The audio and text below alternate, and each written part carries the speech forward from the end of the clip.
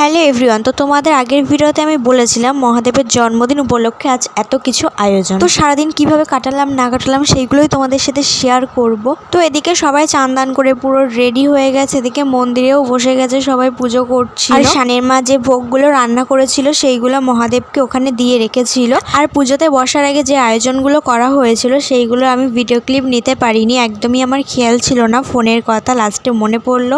তো সেই জন্য আমি ফোনটা এনে লাস্টে ভিডিও করেছি যতটা করা সম্ভব হয়েছে। তো সমস্ত আয়োজন করার পরে সবাই বাবার মাথায় জল ঢালছিল, আর আমি অলরেডি আগে জল ঢেলে নিয়েছিলাম। তারপরে আমি ভিডিও করছিলাম, আর এই যে উনি ওখানে দাঁড়িয়ে কাঁসর বাজাচ্ছিল, আর আমার ক্যামেরা ধরা দেখে আরও বেশি করে বাজাচ্ছিল।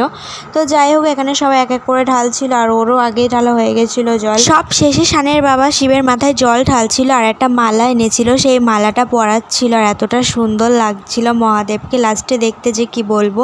সামনে থেকে ভীষণ সুন্দর লাগছিল, যেহেতু আমার ফোনের ক্যামেরাটা অতটাও ভালো না, ওই জন্য ভালোভাবে বোঝা যাচ্ছিল না। তো এদিকে ওর মাও জল ঢাল, আর আমি এখানে দাঁড়িয়ে দাঁড়িয়ে সবার ভিডিও করছিলাম। আমার ভিডিও করে দেওয়ার তো কোনো লোকই হয়নি। তো যাই হোক, তারপরে আমরা চলে গেছিলাম ঘরে বেলুন ফোলাতে, আর এদিকে কিছুটা বেলুন ফুলিয়েছিলাম, আর দেখেছিলাম যে মারাও অনেকটা বেলুন ফুলিয়ে রেখেছিল।